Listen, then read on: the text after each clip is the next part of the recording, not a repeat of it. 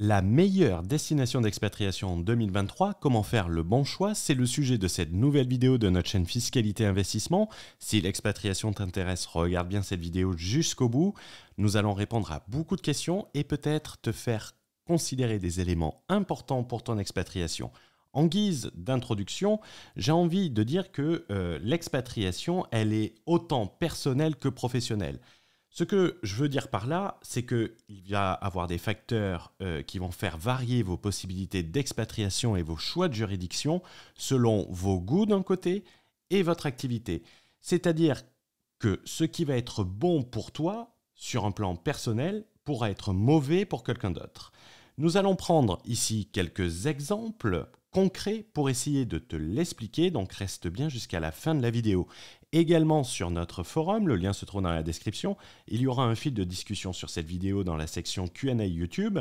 Et également, tu peux rejoindre notre canal Telegram où nous sommes plus de 2600 entrepreneurs pour du contenu exclusif. Tous les liens se trouvent sous la vidéo. Et en effet, pour répondre au mieux à cette question, nous avons lancé un mini-programme entièrement gratuit, la meilleure destination d'expatriation en 2023, où nous rentrerons plus en détail. Le lien se trouve dans la bio et également dans les commentaires mis en avant. Si on prend l'exemple de Dubaï, Dubaï pouvant être considéré comme la solution passe-partout. Dubaï est une destination qui semble remplir tous les critères. Cependant, lorsqu'on se concentre plus en profondeur, si par exemple tu reçois des dividendes d'actions US, si tu as une grosse activité avec un gros portefeuille à dividendes, tu pourras être plus taxé à Dubaï que dans un autre pays européen à cause des withholding tax, des fameuses retenues à la source. Pareil si tu reçois des royalties, notamment par exemple ceux qui font de la musique sur Shopify, le savent.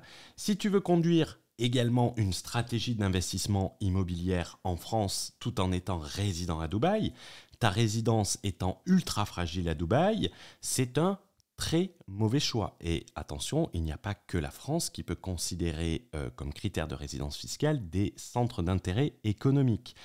Et si tu souhaites voyager beaucoup, c'est-à-dire avoir une base pour tes opérations, pour ton business et passer la majorité du temps en tant que perpetual traveler. Dubaï est également un très mauvais choix puisqu'il sera nécessaire de passer 180 jours et non pas 183 jours pour être résident fiscal à Dubaï et obtenir son TRC, Tax Residency Certificate, auprès des autorités. Donc pour être résident fiscal à Dubaï, il faudra passer 180 jours et c'est vérifié avec les tampons de l'immigration. Toujours ne pas confondre avec le renouvellement de son Emirate ID Card qui est un droit de résidence. Toujours faire la distinction résidence fiscale. Si par exemple, je devais aller à Dubaï, je vais prendre mon exemple personnel, comment je ferais ? Je structurerai en réalité d'une manière complètement différente. Je le structurerai avec un droit de résidence, une Emirate ID, sans pour autant être résident fiscal dubaïote. Ce qui veut dire qu'en quittant la France ou la Belgique, j'établirai ma résidence fiscale dans un autre pays. Où je n'aurai pas besoin d'y passer 180 jours. D'un autre côté, sachant l'imposition à Dubaï, je sais que ce n'est pas Dubaï qui va me considérer de résident fiscal. Et tant que j'ai une Emirate ID, je peux aller à Dubaï, même si j'ai envie de passer 8 mois à Dubaï. Mais d'un autre côté, j'aurai ma résidence fiscale, toujours faire la distinction entre obtenir et pouvoir opposer sa résidence fiscale, dans un autre pays. Rien ne m'empêche, avec une bonne structuration, de transformer une société à Dubaï en forme de filiale d'une holding que j'ai dit mobile. C'est une expression que j'ai inventée dans une vidéo. Je vous y renvoie dessus en haut à droite. Vous aurez le lien également dans la description. En vérifiant bien la taxation des dividendes qui remontent sur la holding et qui me reverse cela à titre d'impôt, tout en faisant en sorte d'avoir le minimum de frottement fiscal, d'éviter les withholding tax. Ça va parce qu'à Dubaï, il n'y a pas de withholding tax en sortie. Donc, il faudra également travailler la juridiction de sa holding, puisque si vous mettez une holding dans un pays et que vous résidez dans un autre pays, il peut y avoir un problème, mais également, il peut y avoir une retenue à la source. Donc, il faut faire très attention. Et je vais prévoir ce que j'appelle le sandwich dubaïote dans le Borderless Entrepreneur pour les personnes que cela intéresse. En gros, je peux passer du temps à Dubaï, profiter des avantages de Dubaï, sans pour autant bénéficier des inconvénients. Cela demande certes un peu plus de structuration en amont, cela demande un peu plus d'expertise, cela demande un peu plus de connaissances, mais on arrive au même résultat et même des résultats plus avantageux. Et de notre côté, je pourrais sans aucun souci voyager sans devoir rester 180 jours à Dubaï. Je serai également plus libre puisque ma résidence fiscale me permettra de l'opposer.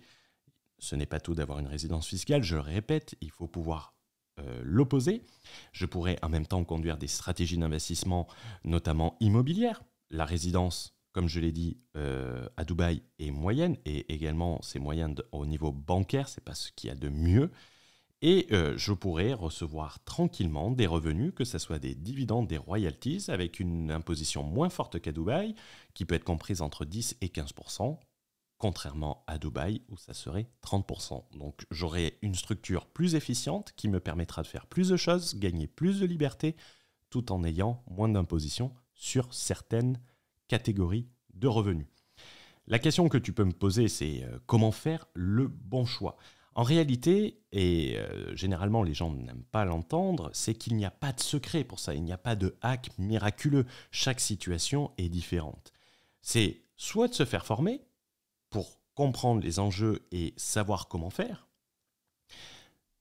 ou se faire assister en mode done for you pour mettre en place sa propre situation.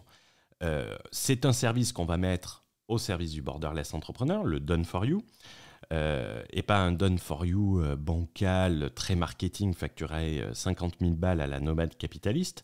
Il sera possible de structurer en one-to-one ou de gérer tout simplement son implantation en accéléré dans les juridictions AH qui sont choisies pour un choix de structuration optimale pour les web entrepreneurs. C'est-à-dire qu'elles ont été étudiées en profondeur, les banques, les conditions de résidence fiscale, les possibilités de structuration dans le cadre des entrepreneurs du web. Comme nous l'avons vu avec l'exemple de Dubaï, dans ta tête, ça va être 0%, mais selon ton activité, selon ce que tu veux faire, c'est le pire choix fiscal que tu puisses faire en termes d'expatriation. Et en réalité, avec un peu de travail, un peu de recherche, tu peux arriver exactement au même résultat avec une structuration adéquate qui te protégera beaucoup plus, qui te permettra de faire beaucoup plus de choses, notamment en matière d'investissement, tout en payant soit moins d'impôts, soit le même montant d'impôts. Si tu prends un exemple concret entre deux juridictions et quels sont les éléments que nous allons voir. Les éléments que nous allons voir, nous allons le prendre avec l'exemple de l'Estonie face à la juridiction H1. Les différences sont que dans la juridiction H1, tu vas avoir un régime holding qui va permettre de structurer les participations dans tes business. L'exemple que j'ai pris précédemment, notamment avec Dubaï et la holding mobile. Mais également, cela va te permettre des nouvelles possibilités de structurer des investissements, notamment immobiliers en Europe et sur place de manière optimale. Contrairement à l'Estonie qui oblige de tout faire sous une même structure qui n'est pas une fonction ultra intéressante. Si demain tu veux t'associer pour faire un projet immobilier, en Estonie, c'est ultra délicat. Dans la juridiction H1, si tu veux t'associer avec quelqu'un, tu peux mettre en place des structures adéquates, personnelles, et tu vas pouvoir faire circuler ton cash sans déclencher l'imposition. Toujours important. Également, tu vas pouvoir avoir la possibilité de te verser des dividendes de manière anticipée et ce de manière statutaire.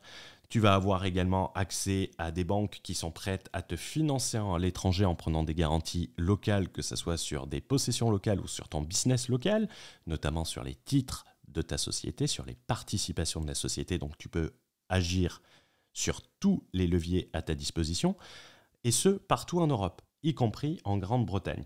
Donc, tu vas pouvoir également obtenir ta résidence fiscale de manière immédiate. Attention, obtenir ne veut pas dire opposer. Et il y aura un critère non temporel, ça veut dire que tu pourras structurer ta résidence fiscale sans avoir à prendre en compte un critère temps. Attention, il ne faut pas pousser mamie dans les orties. Il ne faut pas dire je vais passer un jour là-bas et passer tout le reste du temps. Non, il faut un peu de logique. Ça fait toujours du bien de le rappeler. Donc, une personne qui est prête à aller en Estonie a intérêt de considérer la juridiction H1, car tout ce que nous avons vu ci-dessus n'existe pas dans la juridiction estonienne. Cependant, si tu veux aller en Estonie, le fait de maîtriser les outils qui sont à ta disposition, et je le vois aujourd'hui avec, par exemple, la semaine dernière, j'ai eu 3 personnes qui m'ont demandé comment on ferme les sociétés en Estonie et comment on part de l'Estonie. Si tu pars en Estonie, le fait de connaître les outils, tu peux même optimiser une structuration en Estonie et avoir beaucoup plus d'avantages que quelqu'un qui le ferait de manière classique. On l'a vu à travers la méthode SC pour avoir un maximum d'avantages et un maximum de mobilité qui te permet de partir d'une juridiction en 3-4 jours et d'aller t'établir dans une autre juridiction, et ce, sans perdre ton historique bancaire. Et si tu ne sais pas ce que c'est tout à fait normal. C'est l'importance de connaître les possibilités et de se former. C'est en quelque sorte un CQFD que nous venons de faire. Donc, si on réfléchit, ta meilleure destination en 2023, il faut bien comprendre que le one size fit all, c'est-à-dire une taille unique, n'existe pas en matière de structuration de business, puisque ton business est complètement différent de celui de ton voisin. Tes revenus sont différents, tes aspirations sont différentes, ce que tu veux, c'est différent. Il n'y a pas, à part si vous êtes des robots, ça sera toujours différent par rapport à une autre personne.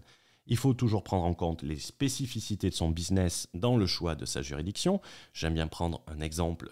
Si je veux ouvrir une charcuterie, je ne vais pas l'ouvrir dans un pays musulman ou juif. Ça paraît logique. C'est pareil en business. Si tu veux faire du business sur Internet, il va falloir que tu aies les bons outils pour le faire. Ça va dépendre également de tes aspirations personnelles. Qu'est-ce que tu veux faire? Qu'est-ce que tu ne veux pas faire? Ça va être très important. Quelqu'un qui n'a aucune envie de réinvestir et de se concentrer que sur son business va être différent de quelqu'un qui va vouloir réinvestir, et il va falloir optimiser ça d'un point de vue structurel et d'un point de vue financier. Il n'y a pas que le fiscal.